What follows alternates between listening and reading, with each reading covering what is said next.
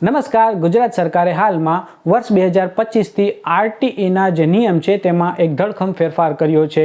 પહેલાં ગ્રામ્ય વિસ્તાર માટે આવક મર્યાદા 1,20,000 હતી અને શહેરી વિસ્તાર માટે આવક મર્યાદા 1.5 લાખ હતી। તે વધારી અને બંને માટે એટલે કે ગ્રામ્ય વિસ્તારમાં રહેતા હોય કે શહેરી વિસ્તારમાં રહેતા હોય તેમની આવક મર્યાદા હવે 6 લાખ કરવામાં આવી છે।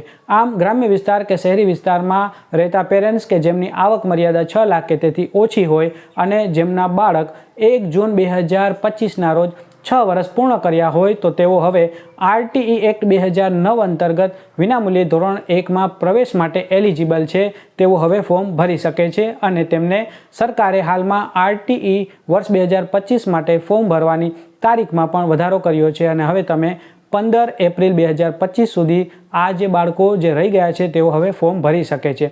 એક અહીં ખાસ વસ્તુ ધ્યાન રાખશો કે જેમને ઓલરેડી ફોર્મ ભરી લીધા છે, જેમના ફોર્મ મંજૂર થયા છે તેમને કોઈ ચિંતા કરવાની જરૂર નથી, તેમને નવું ફોર્મ ભરવાનું નથી। પરંતુ હવે જેમની આવક મર્યાદામાં નહોતા આવતા એટલે કે 1.5 લાખથી વધુ હતી અને ગ્રામ્ય વિસ્તારમાં 1,20,000થી વધુ આવક મર્યાદા હતી અને 6 લાખથી ઓછી છે તો તેઓએ તાત્કાલિક આવકનું પ્રમાણપત્ર કઢાવી લેવું જોઈએ। અહીં ખાસ વસ્તુ ધ્યાન રાખશો કે ગ્રામ્ય વિસ્તારમાં રહેતા હોય તો તલાટીનો આવકનો દાખલો કઢાવી લેવો અને શહેરી વિસ્તારમાં રહેતા હોય તો મામલતદારનો આવકનો દાખલો તાત્કાલિક કઢાવી અને આરટીઈ અંતર્ગત તમે ધોરણ 1 માટે ઓનલાઈન અરજી કરી દેશો।